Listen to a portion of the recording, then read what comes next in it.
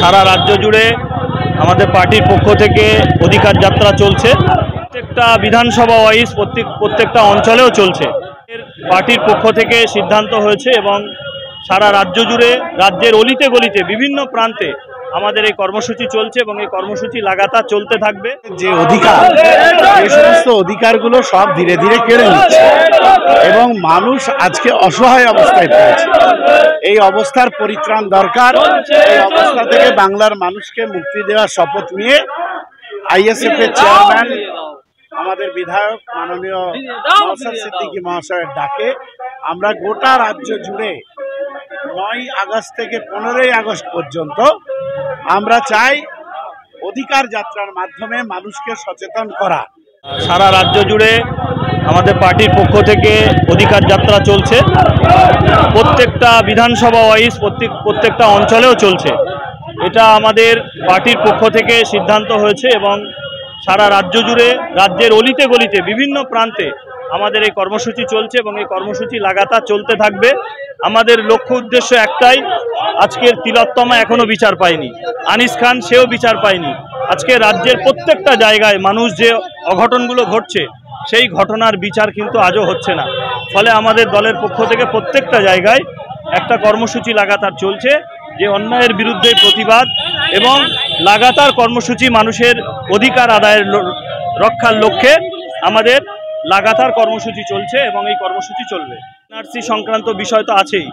আমাদের সর্বোপরি তামান্না, যে ছোট্ট আমার বোন, একদম শিশু, তাকে নির্মমভাবে হত্যা করা হয়েছে নির্বাচন প্রাক্কালে, উপনির্বাচনে, তার হত্যাকারীদের গ্রেপ্তারের দাবিতে এবং আনিস খান আজও বিচার পায়নি। আনিস খান যাতে বিচার পায় সেই বিচারের দাবিতে আজকের স্মার্ট মিটার, যে মিটারের কারণে মানুষ অতিষ্ঠ হয়ে যাচ্ছে, এত পরিমাণে বিল আসছে যার কারণে মানুষ কিন্তু অনেকটা সংকটের মধ্যে পড়ে যাচ্ছে। ফলে এটাও আমাদের দাবি আছে। আমাদের দাবি আনিস খানের, আমাদের দাবি বিভিন্ন রাজ্যের বিভিন্ন জায়গায় যেভাবে রাজনৈতিক হিংসার শিকার হচ্ছে মানুষ, সেই শিকার যারা হচ্ছে তারা আজও কিন্তু তাদের পরিবার বিচার পাচ্ছে না, যে হত্যা হচ্ছে হত্যাকারীরা আজও বিচার পাচ্ছে না। ফলে স্বাভাবিকভাবে বিভিন্ন ইস্যুর ভিত্তিতে একাধিক কৃষকদের ন্যায্য মূল্য যাতে কৃষকরা তারা পায়, তাদের জন্য আন্দোলন, দলিত আদিবাসী পিছিয়ে পড়া মানুষের জন্য প্রত্যেকটা ক্ষেত্রে আমাদের লড়াইটা চলছে। বিচারের দাবি নিয়ে আমাদের দেশের সর্বোচ্চ আদালত, সুপ্রিম কোর্ট, আমাদের রাজ্যের হাইকোর্ট, কোর্টের প্রতি আমরা, বিচারালয়ের প্রতি আমরা আস্থাশীল। দেশের সংবিধানকে আমরা সম্মান জানিয়ে গণতান্ত্রিক পদ্ধতিতে আন্দোলন করা ছাড়া আমাদের উপায় নেই। আমাদের এই অন্যায়ের বিরুদ্ধে প্রতিবাদ করার, যারা অত্যাচারিত হচ্ছে তাদের অধিকার ফিরিয়ে দেওয়ার একমাত্র পথ রাস্তায় নামে আন্দোলন করা। অতএব আমরা দেশের আইন ব্যবস্থার প্রতি আস্থাশীল, দেশের সংবিধানের প্রতি আস্থাশীল। যারা গোটা ভারতবর্ষের সংবিধানটাকে নস্যাৎ করার চেষ্টা করছে তাদের বিরুদ্ধে আমরা রাজপথে নেমে লড়াইটা করছি এবং শুধু পশ্চিমবাংলা নয়, সারা দেশ জুড়ে যেভাবে একটা অশুভ শক্তি বিভিন্ন জায়গায় মানুষের উপর অত্যাচার করছে তার বিরুদ্ধেও কিন্তু আমাদের একমাত্র উপায় রাস্তায় নেমে প্রতিবাদ আন্দোলন করা এবং আমাদের প্রতিবাদের ভাষা আমাদের সেটা গণতান্ত্রিক প্রক্রিয়ায় হবে, সংবিধান সম্মত হবে, দেশের আইনের প্রতি সম্মান জানিয়ে আমাদের লড়াই চলবে। আমাদের রাজ্যের মুখ্যমন্ত্রী, তিনিও একজন মহিলা। আমরা আশা রাখব যেভাবে আমাদের রাজ্যে মহিলারা অত্যাচারিত হচ্ছে, আমরা এই মিছিলের মাধ্যমে আমরা তাকে দৃষ্টি আকর্ষণ করতে চাইছি। গণতান্ত্রিক পদ্ধতিতে আমরা দৃষ্টি আকর্ষণ করতে চাইছি যে মুখ্যমন্ত্রী সেদিকে তার সদিচ্ছা প্রকাশ করুক এবং যেভাবে রাজ্যের বিভিন্ন প্রান্তে যেভাবে ধর্ষণ হচ্ছে, নারীরা অত্যাচারিত হচ্ছে, বৃদ্ধ থেকে শিশু, প্রত্যেক ক্ষেত্রেই মুখ্যমন্ত্রীর কাছে আমাদের দাবি কঠোরতম যারা অপরাধী তাদেরকে চিহ্নিত করে কঠোর থেকে কঠোরতম শাস্তির ব্যবস্থা করুক।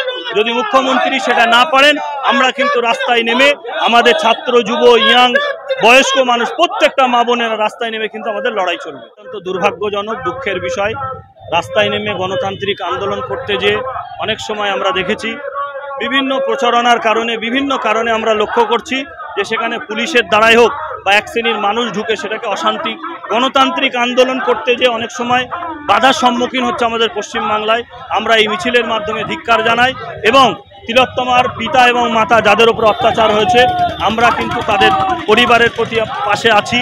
তাদের এই যে ঘটনাটা সেদিন ঘটেছে সেটা সত্যি আমরা এই মিছিল থেকে আজকে ধিক্কার জানাই, নিন্দা জানাই যে তারা রাস্তায় নেমে আন্দোলন করতে যে তাদের উপরে যে অত্যাচার হয়েছে এটা আজকে মিছিল থেকে আমরা ধিক্কার জানাই। দাবি যতক্ষণ না পূরণ হবে না ততক্ষণ না আমরা রাস্তায় নেমে আন্দোলন আমাদের চলবে, আমাদের আন্দোলন চলতে থাকবে, আন্দোলন বন্ধ থাকবে না, আন্দোলন চলবে। অন্যায়ের বিরুদ্ধে রাজপথে দাঁড়িয়ে রাস্তায় থেকে পথে থেকে চোখে চোখ রেখে আমাদের লড়াই চলবে এবং সেই লড়াইটা হবে মানুষের স্বার্থে। পিছিয়ে পড়া, অসহায়, নির্যাতিত, গরিব, দলিত, আদিবাসী, সংখ্যালঘু সমস্ত মানুষের স্বার্থে আমাদের লড়াই রাজপথেই থাকবে।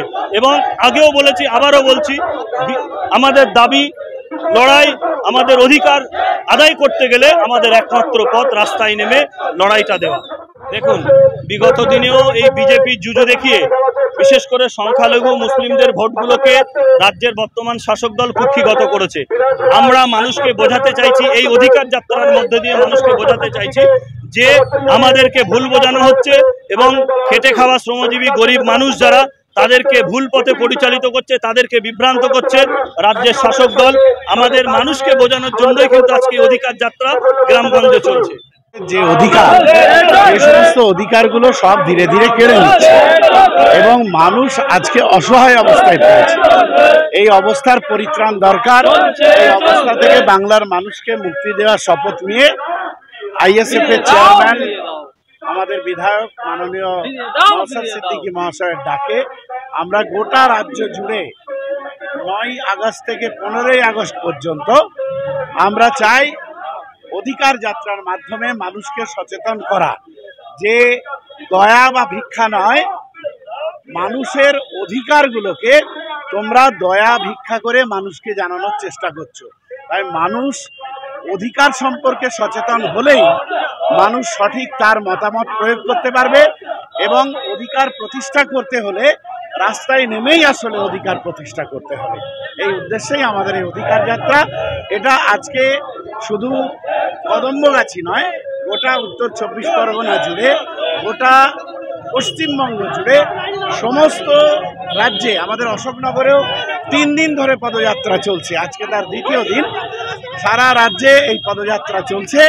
এই পদযাত্রার মূল উদ্দেশ্য যেটা, সেটা আমি আপনাদের বললাম যে অধিকার সম্পর্কে মানুষকে সচেতন করে তোলা এবং অধিকার আদায় না হওয়া পর্যন্ত আমাদের এই অভিযান চলতেই থাকবে, প্রতিদিন, প্রতি রাতে, প্রতি সেকেন্ডে। এটাই বলছি যে মানুষের কোনো অধিকার নেই। মানুষ যখন অধিকারের দাবিতে রাস্তায় নামে তখন পুলিশ সক্রিয় হয়ে ওঠে। মমতা ব্যানার্জি সরকারের নির্দেশে পুলিশকে সক্রিয় করে তোলা হয় যে অধিকার যারা চাইবে তাদের ওপরেই মার দেওয়া হবে। তার নমুনা হচ্ছে অভয়ার বিচার তো হলোই না, মা তিলোত্তমা অভয়া আমাদের ঘরের মেয়ে, তার বিচার তো হলোই না, দোষীরা কোনো শাস্তি পেল না। অপদার্থ কেন্দ্রীয় সরকার এবং রাজ্য সরকার ব্যর্থ। সেই ব্যর্থতার প্রতিবাদে যখন অভয়ার বাবা মা গতকাল রাস্তায় নেমেছিল, তাকে যেভাবে পুলিশ হেনস্থা করেছে, এর বিরুদ্ধে গোটা বিশ্ব ধিক্কার জানাচ্ছে। সুতরাং মানুষ আর যখন তামান্নাদের খুন করা হয়, যখন অসহায় আমাদের মেয়েদের রাস্তা দিয়ে যখন যায়, তাদের অসহায়তা প্রকট হয়, তখন পুলিশ তাদের নিরাপত্তার জন্য কোনো ব্যবস্থা করতে পারে না। মানুষ তার অধিকার আদায়ের দাবিতে রাস্তায় নামলেই সে অভয়ার মা হতে পারে, তামান্নার মা হতে পারে, আর আমার আপনার কারোর মা হতে পারে, মেয়ে হতে পারে। রাস্তায় অধিকারের আদায়ের জন্য নামলেই তাকে আক্রমণ করা হবে। এটাই পুলিশের ধর্ম।